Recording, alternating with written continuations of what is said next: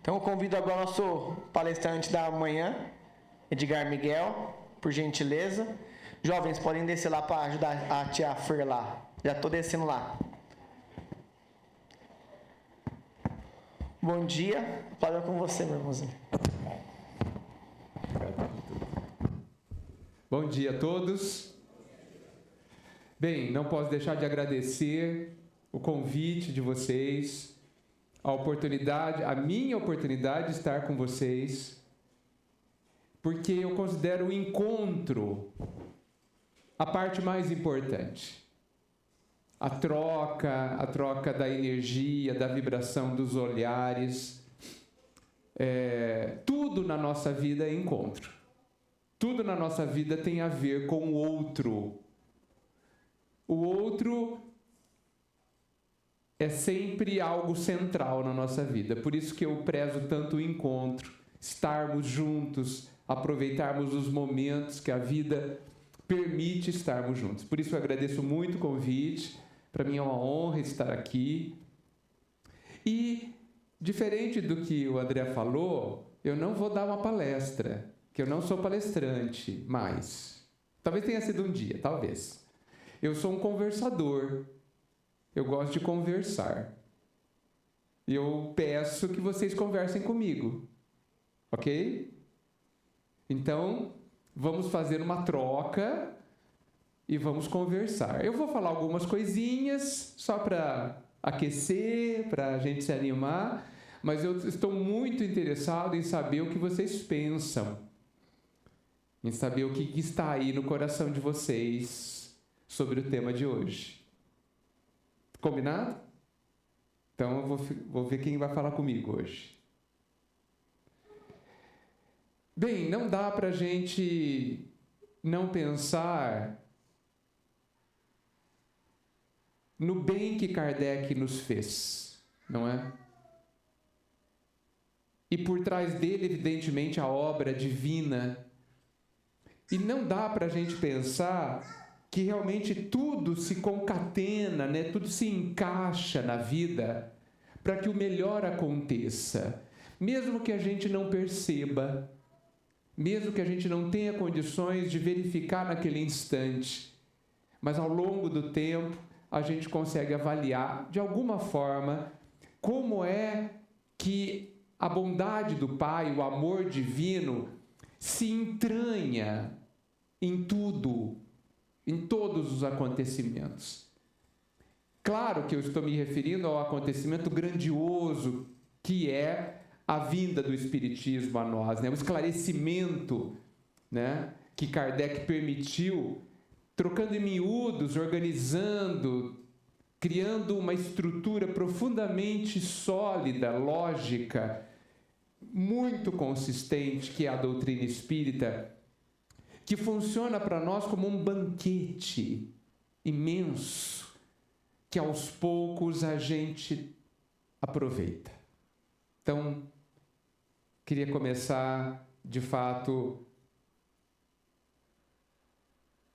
convidar todos para a gente ter gratidão, não somente a Kardec, mas a todos que se envolveram na construção desse monumento que é a doutrina espírita para a humanidade, né?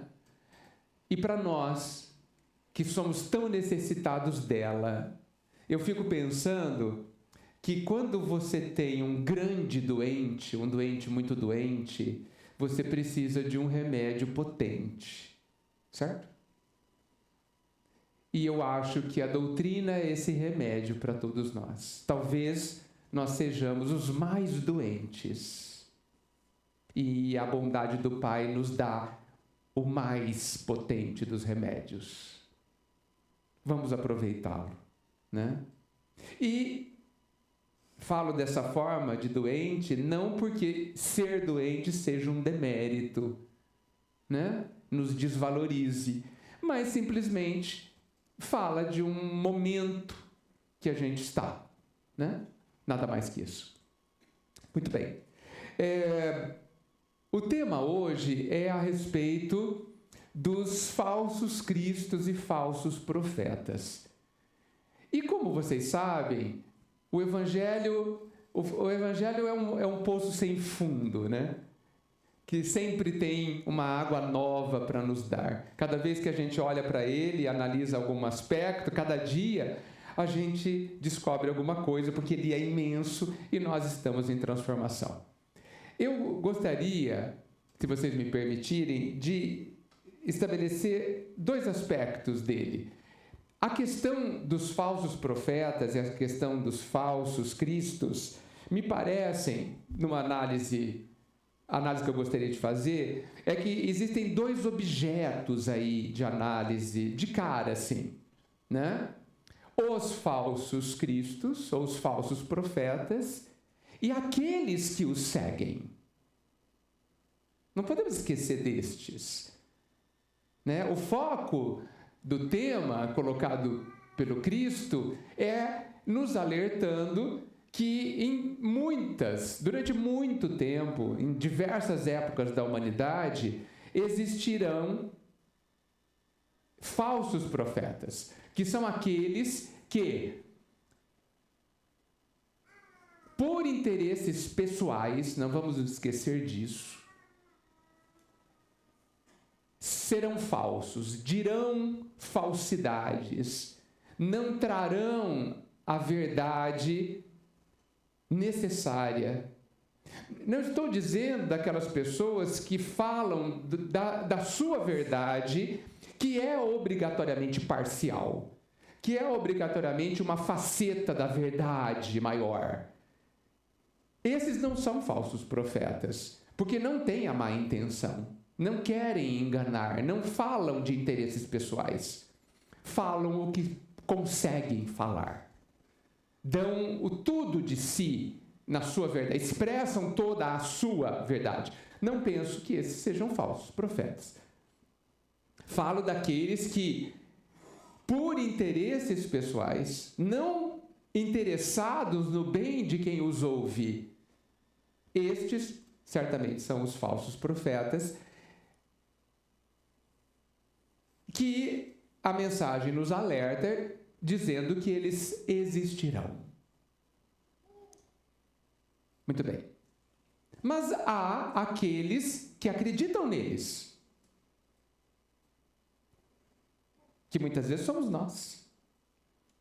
E eu acho que é válido que a gente pondere por que a gente acredita neles. Porque se eles têm responsabilidade pela intenção com que agem, se eu me planejo para enganá-los, eu sou responsável por isso. Mas há também a responsabilidade de quem se deixa enganar. Não há? Gosto muito do ditado que diz que só lobos caem em armadilhas para lobos. Já ouviram? É preciso ser lobo para cair em armadilhas de lobos. Então, há uma responsabilidade na opção, na escolha de confiar. E Kardec, fantástico como sempre, né? Nos deu as instruções de quando é que podemos confiar. Analise, reflita, pesquise, conhece-te a ti mesmo. Instruções que Kardec nos deixou, e os espíritos evidentemente também, para que a gente aprendesse a escolher. Porque se a gente for pensar, saindo ali do reino animal e entrando no reino da consciência, que é onde estamos hoje, bem no começo, não vamos esquecer, ter consciência é ser capaz de escolher. Os animais não escolhem, por isso não erram. Nós, avançando, estamos aprendendo a escolher. Todo o nosso trabalho é sobre isso, se vocês pensarem. Estamos permanentemente escolhendo. Um filósofo antigo diz, de uma forma contundente, que o ser humano está condenado a escolher. Por quê? Porque não dá para não escolher. Quando eu escolho não escolher, eu já escolhi. Quando eu escolho fazer nada, eu escolhi. Não dá, não tem jeito. E a escolha implica numa coisa que nem sempre a gente gosta muito, que é a responsabilidade.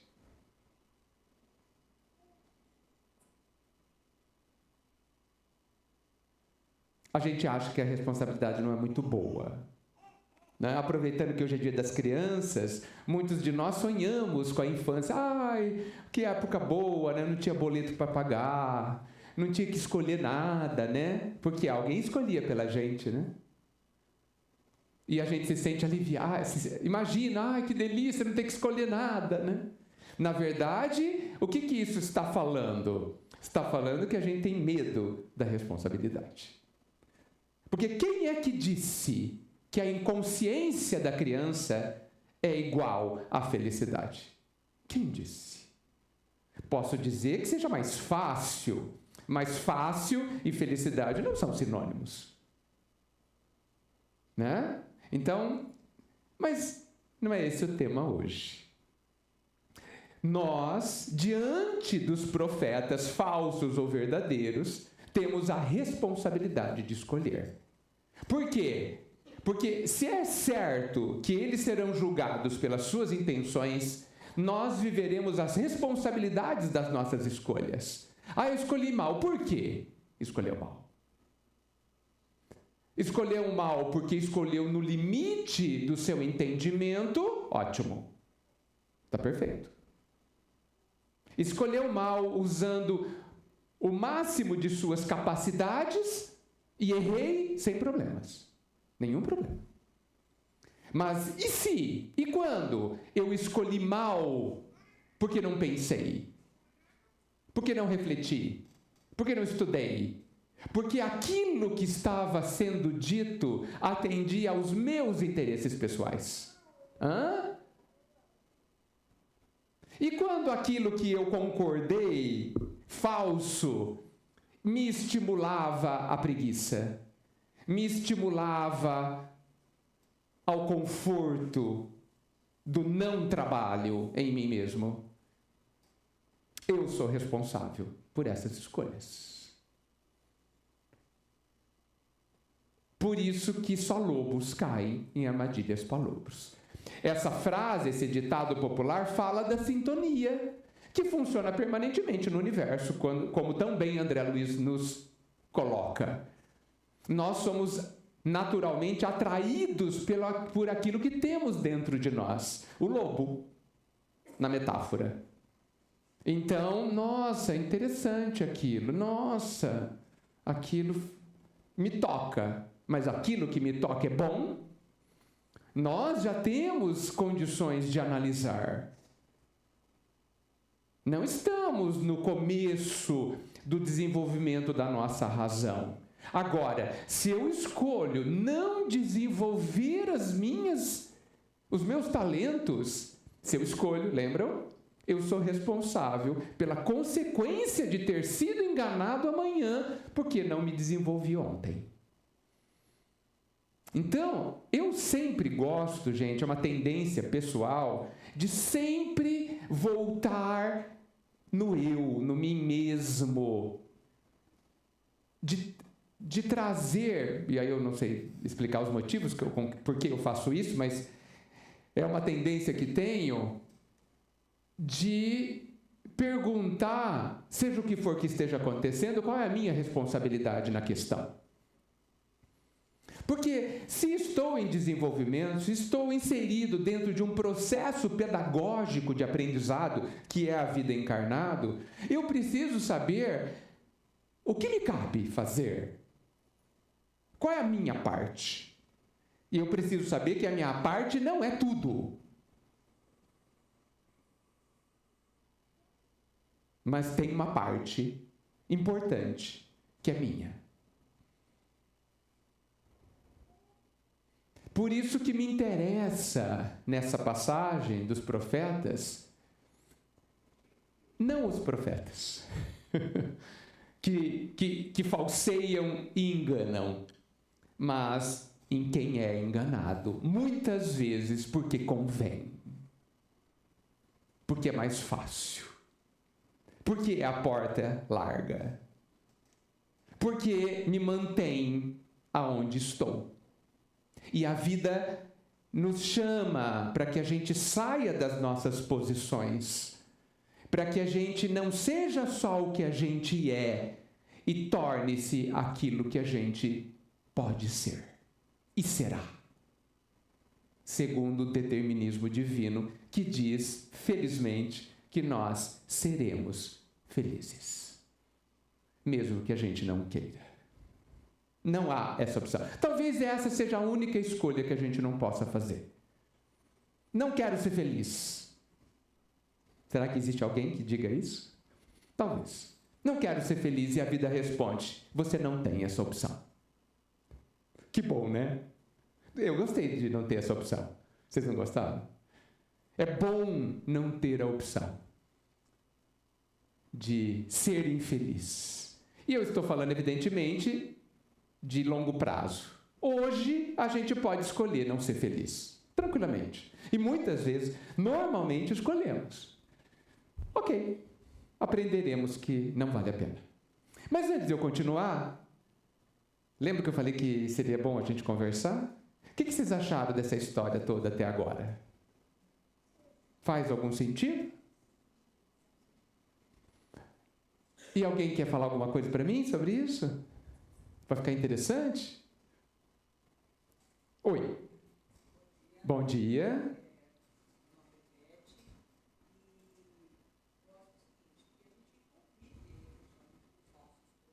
Convive?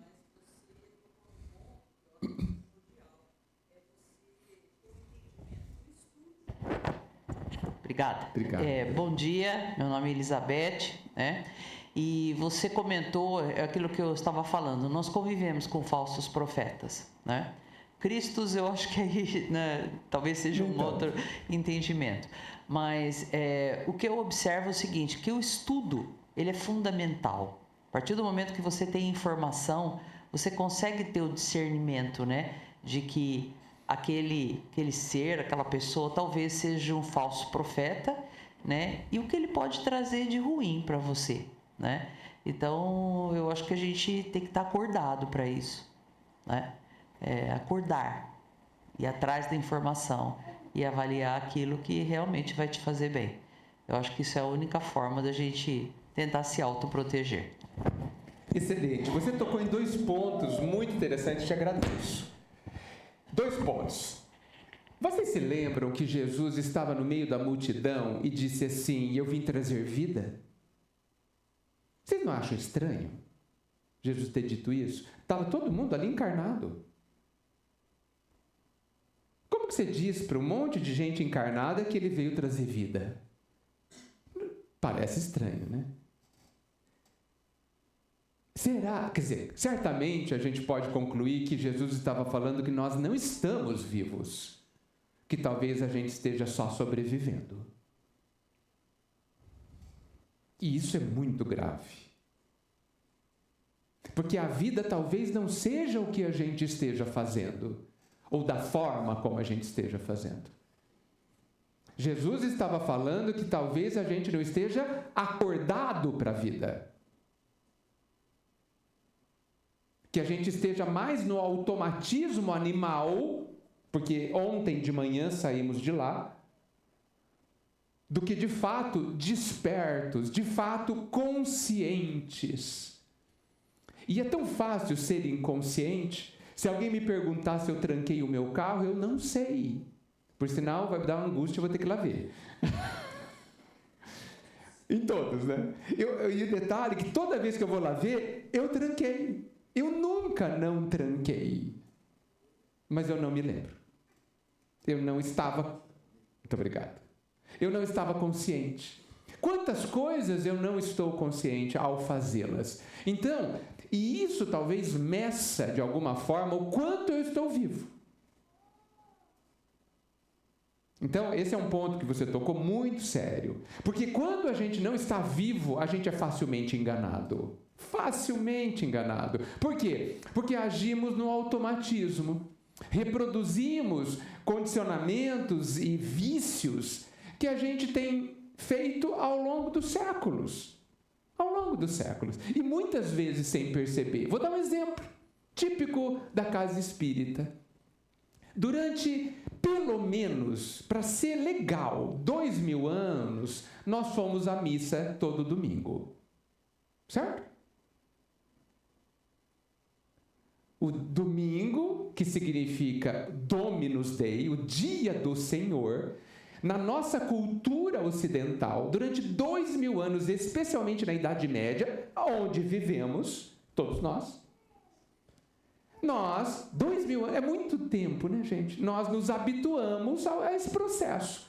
E aí eu fico me perguntando, será que dentro de nós, em alguma parte de nós, em algum aspecto da nossa sensibilidade, do nosso sentimento, quando a gente vem ao centro, em algum dia da semana, a gente não se sente também cumprindo uma obrigação? Porque naquela época, se você fosse na missa uma vez por semana, você estava quites com o Senhor. Bem, já cumpri minha obrigação, agora eu posso ser eu mesmo. Era assim que a gente fazia. Na missa a gente era santinho, bonitinho, e saía a gente era quem a gente quisesse ser. Será que algo dentro de nós ainda não se mobiliza desta forma? Será que não trocamos a missa pela palestra, a hóstia pelo atendimento, pelo passe e a confissão pelo atendimento fraterno? Não sabemos. Mas é possível que haja resquícios disso dentro de nós. Então, esse acordar é um processo. Não imagino que alguém acorde no estalo de dedos. É um processo que exige esforço e atenção da nossa parte. Por isso que uma pergunta que eu considero absolutamente essencial é: por que eu estou fazendo o que eu estou fazendo? Por quê? Qual que é a razão verdadeira? O que me move?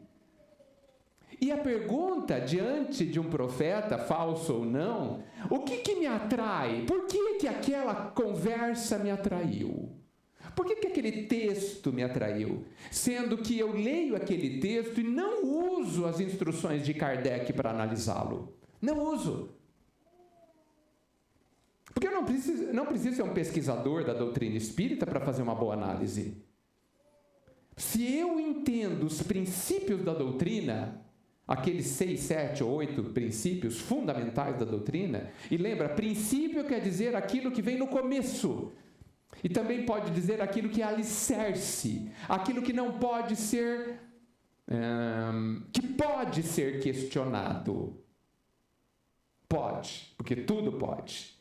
Mas que depois do questionamento e da conclusão, se a conclusão foi, isso é verdade, isso é sólido, aquilo precisa virar alicerce desse edifício mental que é a forma como a gente entende a vida e entende a nós mesmos. Isso posto, alicerce em processo de consolidação, toda nova informação que chega eu preciso confrontar com o alicerce. Isso agride o meu alicerce? Agride, então eu jogo fora. E aí eu me imunizo contra os maus profetas. Ah, não, isso está em coerência com os alicerces. Então está tudo bem. Faz parte da verdade, que se amplia cada vez mais. Porque sabemos a doutrina, ela é dinâmica e ela está em expansão. Minto. Acho que eu vou falar de outra forma. A doutrina é o que é. Ela é a expressão da vida. O que está em expansão é o nosso entendimento sobre. Isso sim está em expansão. E nesse processo de expansão, nós precisamos nos conhecer para entender por que isso me atrai, isso não me atrai. Eu preciso fazer essas escolhas. E se eu me conhecer, eu vou entender que aquilo me atrai porque eu estou viciado naquela forma de pensar. Porque faz 1000 anos que faço assim. Não que seja verdade, é apenas o que eu estou habituado. Então, não dá para fugir da questão 919 do Livro dos Espíritos, que nos leva a considerar a ferramenta do autoconhecimento central na nossa vida. Central. Isso é uma coisa que você disse. A outra coisa que eu quero chamar a atenção é que você falou sobre estudo. Me permitam fazer uma crítica a nós espíritas, e eu me permito porque eu me incluo. E como toda fala, porque eu estou aqui falando, vocês têm a responsabilidade de avaliar e jogar fora se não servir. Ok? Por isso falo com tranquilidade. E, evidentemente, aceito os reparos em tudo que falo, óbvio. Eu acho que nós estudamos muito mal. E eu falo isso, desculpe a generalização, evidentemente que há exceções, mas de forma geral, eu acho que a gente estuda muito mal. Por quê? Porque a gente não pode estudar o Cristo, e aí quando eu falo Cristo, eu estou falando da doutrina, porque para mim é tudo a mesma coisa, como quem lê jornal. Ler jornal não é estudar. Ler jornal é ler jornal. Ler jornal, você descobre que, olha, teve um terremoto em tal lugar. É uma informação. Apenas uma informação. Que distantemente te diz respeito, mas não diretamente. Quando a gente analisa o Cristo, quando a gente estuda o Cristo, é tudo sobre você. Tudo sobre você. Eu gosto de brincar que no meu evangelho, todos os personagens têm um nome só, chama Edgar. Menos o Cristo, é claro. Fora o Cristo, tudo é Edgar. Porque é tudo sobre mim. O meu evangelho tem essa característica. Foi feito especialmente para mim. Como o evangelho de vocês foi feito especialmente para vocês. Então, quando ele diz... perdoa os seus inimigos, no meu evangelho está escrito Edgar, vírgula, perdoa os seus inimigos. Porque é um livro, é uma luz que está falando com a minha intimidade. E eu me pergunto se nós, nas casas espíritas ou em casa, estamos estudando dessa forma. Ou a gente está lendo um jornal. Uma notícia de um lugar distante que mais ou menos me diz respeito. Porque é impressionante a gente se deparar com determinadas leituras e não se sentir profundamente abalado. Porque se a gente lê o Evangelho e não se abala, a gente não entendeu. Ou a gente acha que não é comigo a história. É uma história de um povo e de um Cristo que não tem muito a ver comigo. Então, ao fazer essa escolha de se colocar distante do Evangelho, de não se deixar envolver por ele, é uma escolha, hein? A gente fragiliza o nosso entendimento, ou a gente perde a oportunidade, momentaneamente, é claro, de fortalecer as nossas convicções, e aí os falsos profetas nadam de braçada. E aí a gente reclama e percebe nas horas mais complexas da vida que não temos fé. Não temos. Porque fé não é acreditar em Deus. Isso é ponto pacífico. Nem discute-se mais essa questão. Mas nós precisamos saber se nós acreditamos no que Ele faz. E aí a gente tropeça. Porque na hora que a gente abre o exame médico e vê que nós temos uma doença grave, a nossa fé é testada.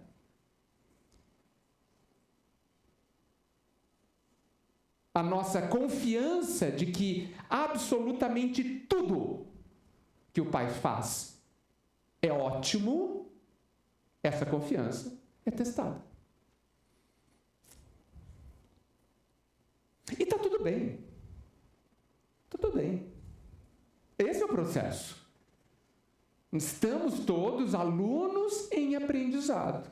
E não somos obrigados a saber. Agora, somos obrigados no processo a aprender. Isso é obrigatório. Senão não seremos felizes. E como nós seremos felizes, nós seremos empurrados ao aprendizado, de alguma forma ou de outra. Então, os falsos profetas têm espaço, porque nós abrimos espaço. Só se vende o que tem mercado, gente. Só se vende o que alguém compra. Experimenta vender alguma coisa que ninguém compra. Em um mês você fecha a loja. E se há tantos falsos profetas, é porque há muita gente comprando.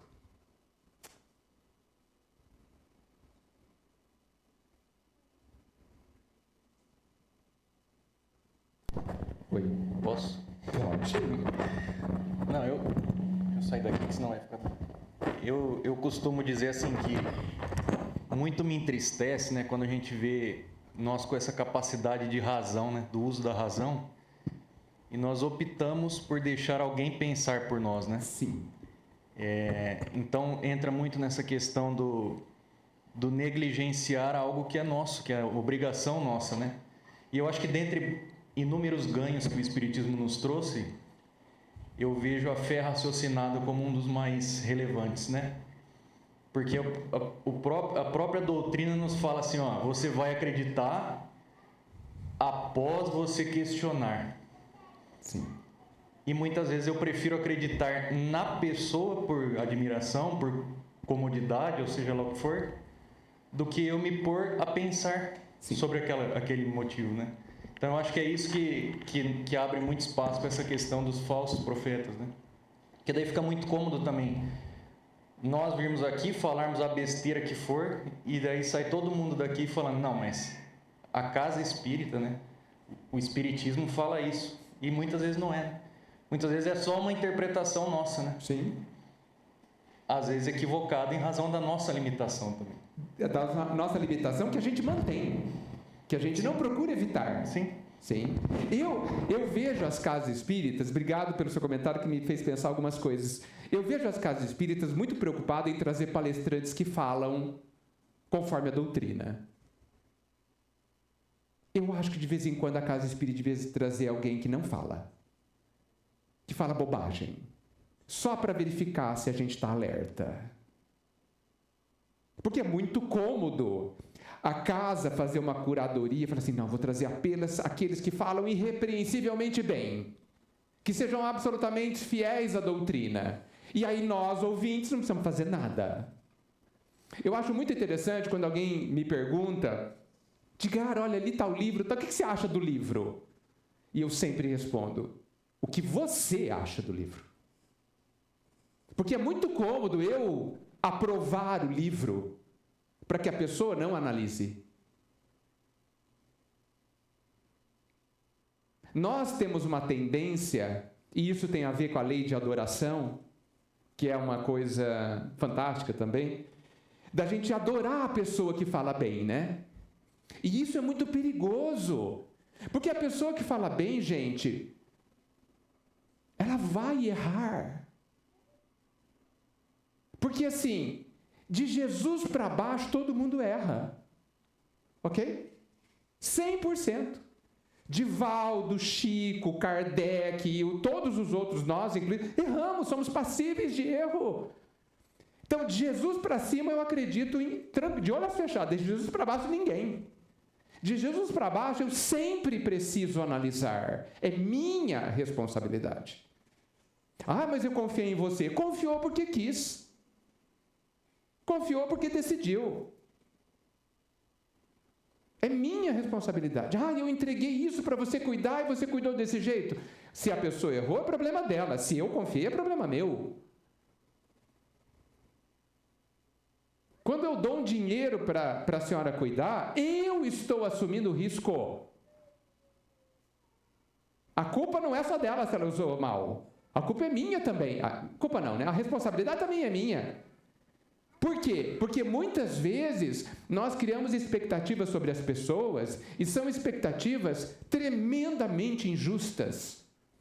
Porque como é que nós podemos, sabendo o que nós sabemos, ter a expectativa que a pessoa não irá errar comigo? Como que nós fazemos isso com o outro? Como? Não, a pessoa não vai fazer isso comigo. Será? Será? Não, mas ela me ama. Pedro também amava tremendamente o Cristo. E por fragilidade, não por maldade, o negou 3 vezes. Na mesma noite, avisado. Entendeu? Ele foi avisado. Sabe que você fala assim, olha, hoje você vai falar mal de mim. A hora que você sair daqui. Não, não vou, imagina. Ok. Mas por que ele fez isso? Por fragilidade. E não sou eu quem diz, é Humberto de Campos, lá no Boa Nova, que conta essa cena de uma forma fantástica e diz para Pedro, o homem é mais frágil do que perverso. Então, sou eu que decido acreditar. Ah, Edgar, você está falando que a gente não deve acreditar em ninguém? Não, eu não estou falando isso. Eu estou dizendo que a gente precisa saber, o mais que pudermos, até onde a pessoa pode chegar. E não esperar dela o que ela não pode dar. Porque aí é você que está assumindo o risco. E não é culpa da pessoa que você espera o que ela não pode te dar. É sua responsabilidade. Mesmo que você atribua essa responsabilidade e o erro à pessoa. E o que nós estamos fazendo? Nós estamos pegando uma criança de 5 anos, entregando uma faca para ela e dizendo, corte o tomate, sem se ferir. A responsabilidade é da criança? Certamente que não. Então, me parece que nós não temos alternativas. Nós precisamos, finalmente, nos decidirmos a assumirmos a responsabilidade da nossa própria vida. Nós somos responsáveis por tudo que acontece em nossas vidas. Ninguém é culpado de coisa alguma sobre o que a gente sente. Um dia, tenho certeza, profunda certeza, que quando a gente for fazer prova no vestibular e a gente escrever assim na redação em algum lugar, fulano me magoou, essa pessoa vai tirar errado, vai tirar 0. Essa frase, essa construção vai ser considerada errada.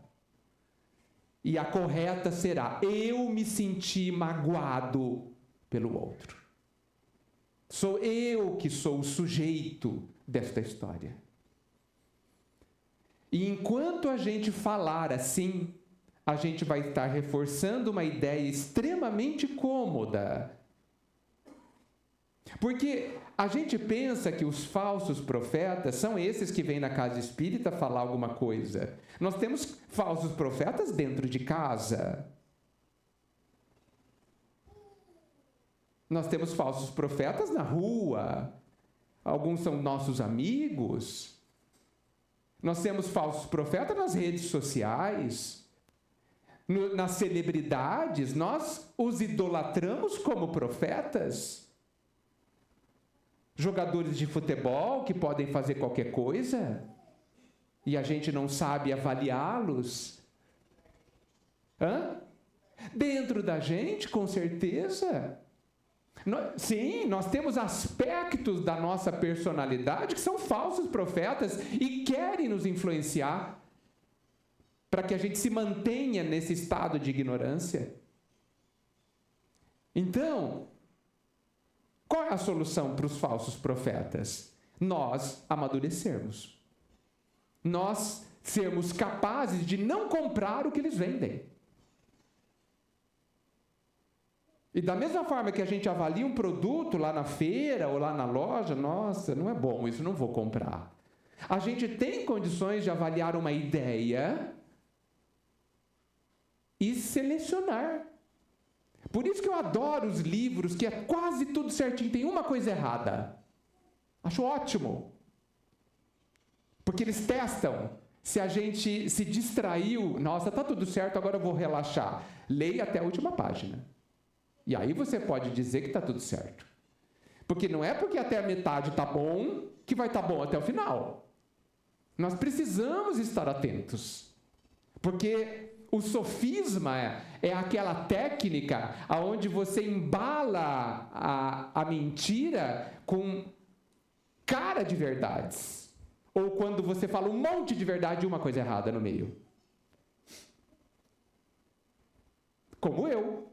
Talvez eu esteja falando um monte de coisa certa, mas talvez em algum ponto eu não tenha dito uma verdade. Espero que vocês percebam, porque é responsabilidade de vocês. Oi. Isso é para mim? Obrigado.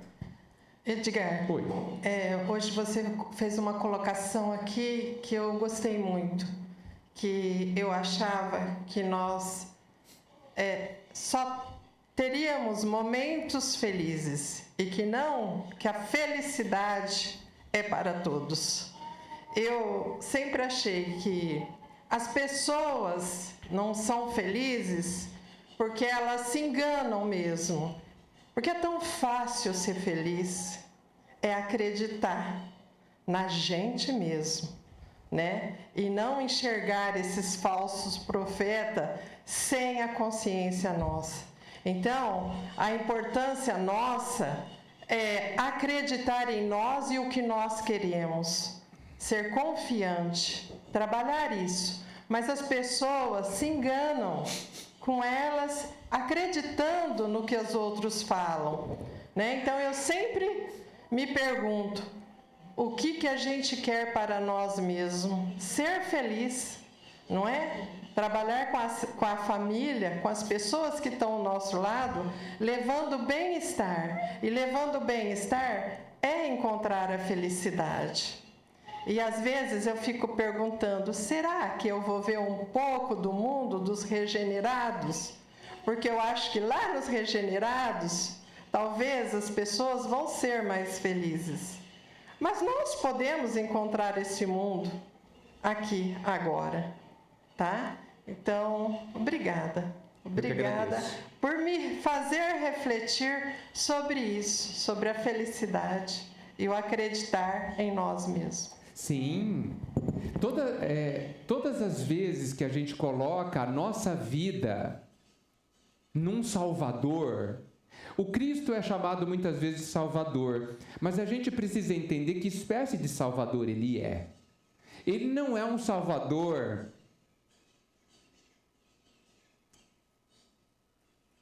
como o salva-vidas, que entra na água, pega a gente no pescoço e tira da água. A impressão que eu tenho é que ele é um Salvador assim. Eu estou lá me afogando, que é como a gente vive, sempre se afogando, né? Ele pula na água, ele chega perto de nós e diz assim: veja como é que eu nado, e nade comigo. Entendem a diferença? Por quê? Porque ele não quer dependência. Veja que ele disse que ele é o caminho. Ele não disse que ele é o destino. Certo? Porque parte da nossa avaliação do Evangelho é tentar perceber o que Jesus não disse. E que muitas vezes a gente acha que a gente gostaria que ele tivesse dito, ou a gente supõe, ou a gente pensa, ou a gente espera. Ele não é o destino. Porque destino é ponto final. Destino é produto acabado. É encerramento de ciclo. Ele diz que ele é o caminho. E o caminho, ele tem uma característica obrigatória. Caminhos precisam ser caminhados. Não é?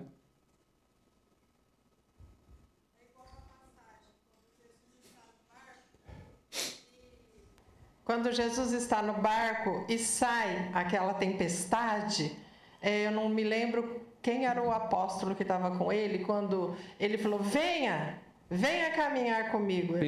Pedro, né? É Pedro mesmo. Eu pensei em Pedro, mas não tinha certeza. E Pedro sai do barco e começa a afundar. E ele fala, Jesus, o que eu faço agora? Pedro, tenha fé. Você tem que ser um homem de fé e acreditar. Então, eu sempre, quando eu estou com momentos difíceis, eu lembro dessa passagem. Para não afundar, Sim. a gente tem que ter a fé. Precisa e ter a fé. Jesus realmente deixou muitos exemplos. Muitos. Tudo que a gente precisa está lá, né? Mas eu penso que o caminho do Evangelho é um caminho todo particular. Apesar de serem as mesmas palavras, cada um vai desenvolver, vai criar um caminho interior para chegar na essência do Evangelho. Cada um é que vai descobrir o que tem que fazer dentro de si para perdoar os inimigos. Aliás, a gente precisa descobrir um monte de coisa. Eu preciso saber o que é inimigo, quem é inimigo e o que é perdoar. A gente precisa descobrir o que significa cada uma das palavras da frase. Porque possivelmente a gente não está entendendo o significado de quase nenhuma dessas palavras. E isso é muito particular. Então, quando Jesus fala eu sou o caminho, ele é um caminho individual para cada um de nós. E é claro que é muito interessante a gente saber como é o caminho que o outro está trilhando. Mas eu preciso entender que eu tenho o meu caminho. O Chico, uma das nossas grandes referências, ele trilhou o caminho dele. E nós não vamos trilhar um caminho igual ao dele. Não nos atos, daquela forma, naquela sequência, daquele jeito. Mas no conceito, sim. No conceito do amor, no conceito da fraternidade, no conceito da autorresponsabilidade. Mas como que eu vou fazer isso? Não sei. E eu vou ter que descobrir o meu jeito. Porque no final das contas, você falou de confiar em Deus é facílimo. Ele é um ser perfeito, já deu provas disso, a nossa razão concorda. Está facílimo de confiar em Deus. Eu quero ver a gente confiar em nós. Um ser imperfeito, um ser que erra, um ser que tem culpas. Eu quero ver a gente confiar em nós mesmos. Esse é o outro grande desafio. Agora, como é que eu vou lidar com tudo isso? Estudando a mim mesmo perante o texto. Analisando como que o texto mexe comigo, aonde ele dói, aonde ele cutuca, aonde ele perturba. Porque se você ler o Evangelho, insisto, e não ficar perturbado, não obsediado, perturbado, nós ainda estamos na superfície. Oi. Edgar, no livro A Renúncia, né, diz que o Evangelho precisa ser vivido. E numa fala sua também, né, a gente tem que se conhecer para vivenciar esse Evangelho que é de cada um. E assim como uma releitura, né, de um livro ou de um filme que a gente tem interpretações diferentes e vivências diferentes, é um movimento constante, né, de descobertas, de ressignificações, né, de entendimento. E quando a gente vivencia aquilo que a gente aprende, dentro, cada um com o seu entendimento do Evangelho. Sim. Isso é a verdade. Né? Porque quando Jesus nos convida, né, o seu caminho, a sua verdade, a sua vida, quer dizer, é o que cada um somos e que cada um interpretamos, né, dessa vivência. E uma outra colocação também, que você falou, né, de convidar um palestrante, às vezes que não condiz muito. De vez em quando eu falo. Eu acho importantíssimo, assim como a nossa doutrina, né, que é da fé raciocinada, tem uma frase que está no livro dos médiuns, né, de Erastos, que fala assim: antes duvidar de 10 verdades do que aceitar uma mentira. E isso é importante porque assim nos faz refletir, não aceitar o que cada um que está aqui na frente, porque quem está aqui na frente não tem mérito, não tem maior mérito não, gente. Quem está aqui na frente, às vezes, porque se preparou, porque teve a oportunidade de falar aqui na frente, porque qualquer um poderia falar. Então, a gente sempre acreditar duvidando. Você vai falar assim: não, peraí, será? Sabe que tem um raciocínio lógico? Pera, deixa eu ver, deixa eu procurar. Ele falou, deixa eu ler, onde que está isso? Porque é muito fácil a gente aceitar o que os outros falam, né? Sim. Isso é importantíssimo. E isso é fundamental, principalmente, quer dizer, na vida toda, mas a gente vê isso de forma muito clara na casa espírita, né? Para a casa espírita chegam questões que precisam ser solucionadas, né?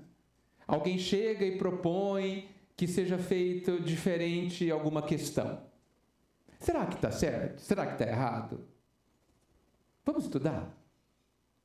Vamos dividir o assunto em 5, 10 pessoas e cada um vai trazer a sua conclusão baseada em suas pesquisas?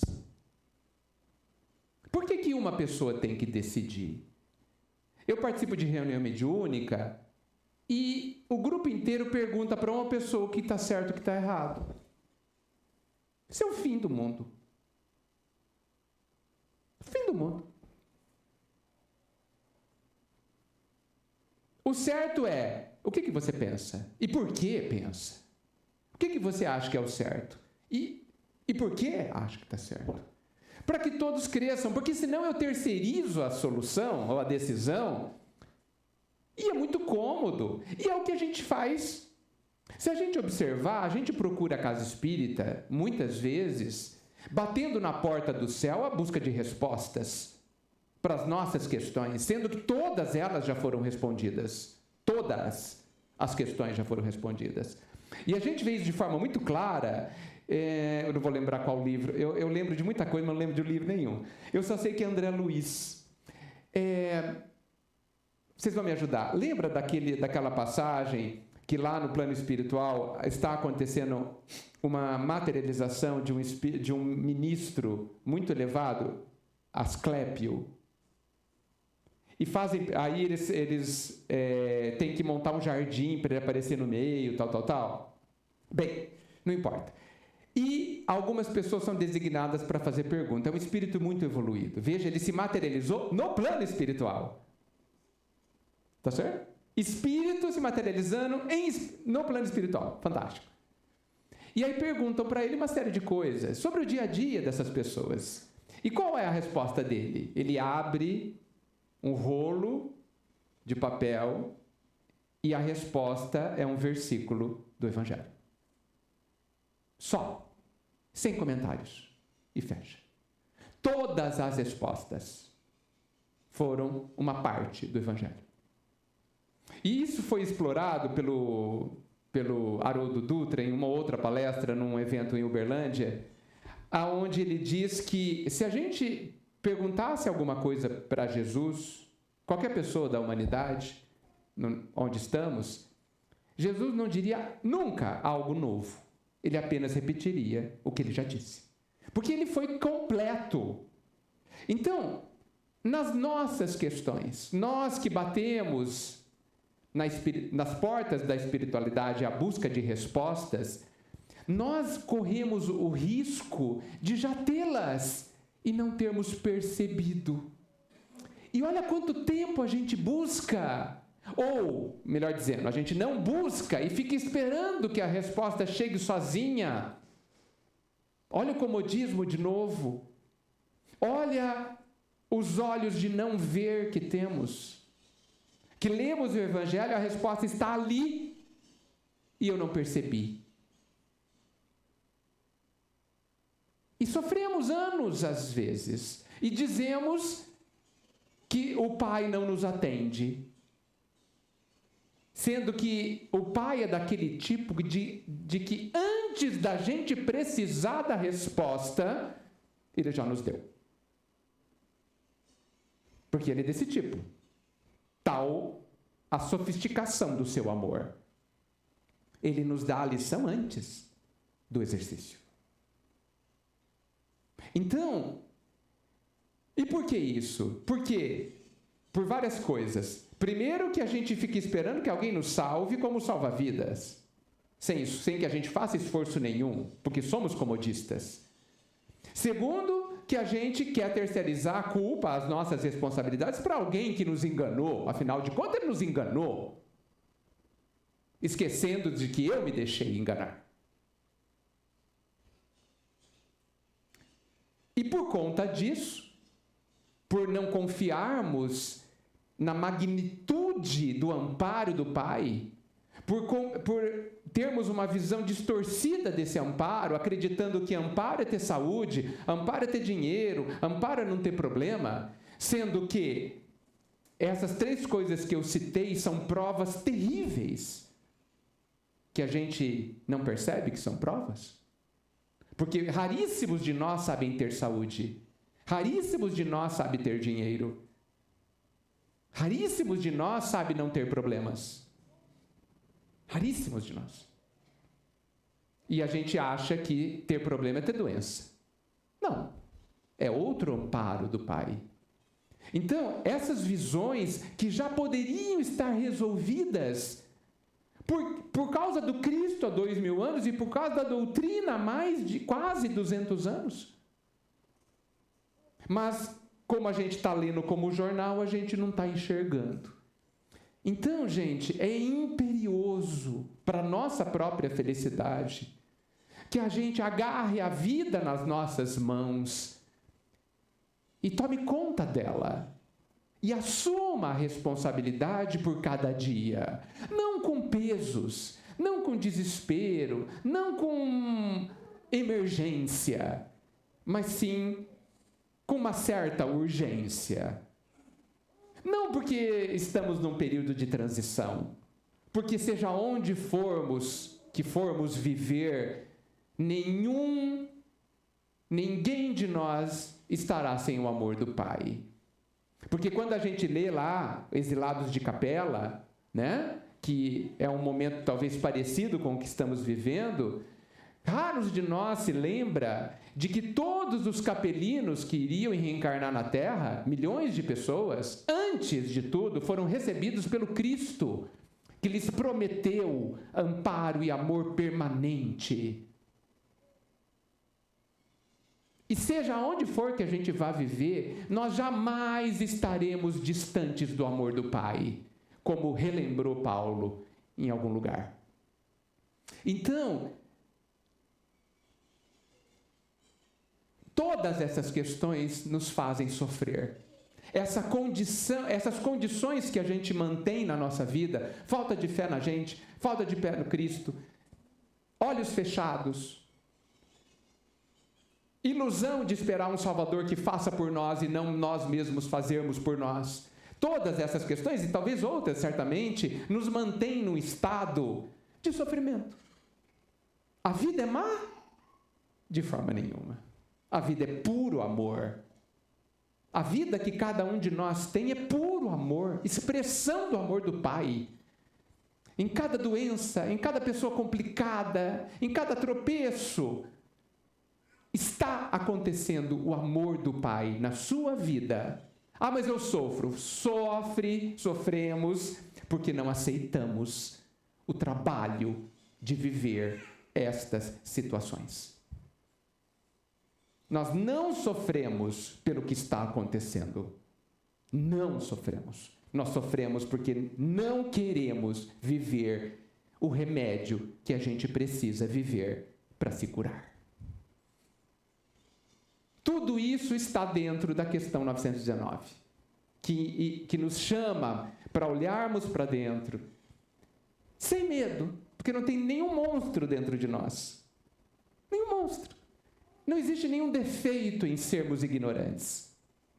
A criança que não sabe ler e escrever não tem defeito nenhum, ela apenas não teve oportunidade. Nada mais que isso. Ignorância não é defeito. Nós temos uma grandeza dentro de nós inimaginável, porque somos filhos de Deus. Outra questão que nós não compreendemos ainda, estamos longe de compreender. Temos uma grandeza inimaginável dentro de nós. Somos amados de uma forma incompreensível. Incompreensível, porque o amor do Pai escapa à nossa compreensão. E nós somos imortais. Eu desafio alguém a nos dizer o que nos falta.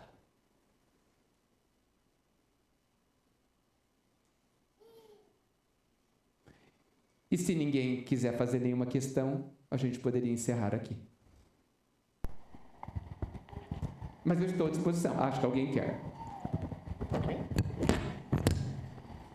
Eu estou à disposição, gente. Não tenho pressa, mas... Só uma pequena colaboração. Leandro Carnal, que é um dos filósofos da modernidade, ele recentemente escreveu uma carta para ele mesmo, na hora que ele chegasse aos 82 anos, que ele entende que ele estaria no auge da velhice dele, da maturidade. E de todos os itens que ele coloca nesta carta, ele fala um dos que eu acho que a gente tem que refletir em cima disso. Ele diz o seguinte, que a morte, de uma maneira figurativa, é óbvio, que a morte o encontre vivo. Perfeito. Perfeito. Esse é o nosso desafio. Sim. Que a morte nos encontre vivo. E você me fez lembrar que no prefácio do Nosso Lar, gente, existem prefácios que são tão bons quanto os livros, né? No prefácio do André Luiz do Nosso Lar, porque tem o prefácio também do Emmanuel, ele diz que a grande descoberta que ele teve ao desencarnar foi que ele se encontrou consigo mesmo. E aí eu fico me perguntando, por que a gente não pode se encontrar com a gente mesmo agora? Nós vamos aproveitar muito mais a escola da vida encarnada.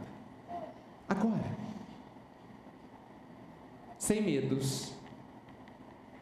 Porque o encontro consigo mesmo é o encontro com o próprio Pai. Acho que foi Humberto de Campos que diz que o Pai, nós adoraremos o Pai no templo que Ele construiu dentro de nós. Vamos abrir esse templo, ele já existe, e embelezá-lo com o melhor de nós, pelo menos com o caminhar na direção do melhor de nós, isso já será suficiente. E esse Pai estará lá, ele já está lá, na verdade, né? Nos aguardando. Como sempre, somos muito amados.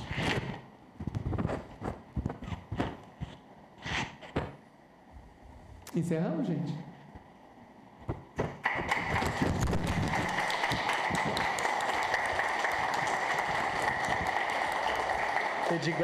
Edgar, muito obrigado mais uma vez por estar aqui na nossa casa, aqui na sua casa, na nossa casa. Reflexões importantíssimas, que consigamos ser melhores do que chegamos e principalmente que a gente aplique em nosso dia a dia para que nós consigamos a todo momento enxergar essa felicidade que é viver. Que é viver. Não é? Caminhar. Muito obrigado a todos. Eu queria que nossos fisioterapeutas vamos fazer um passo coletivo hoje, tá? E depois tem um salgadinho, se sobrou alguma coisa das crianças, tem uns salgadinhos lá embaixo também. Tá bem?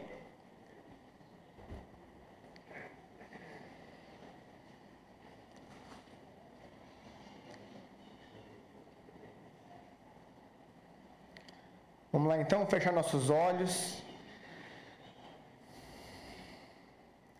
E aproveitar deste momento para continuar a receber essas energias que nos revitalizam.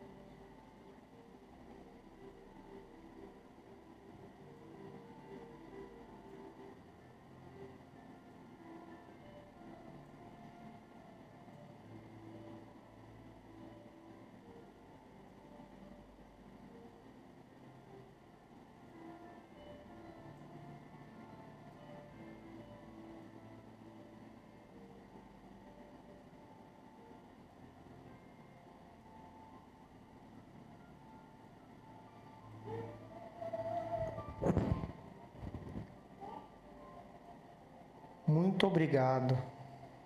E que assim seja. Obrigado, pessoal.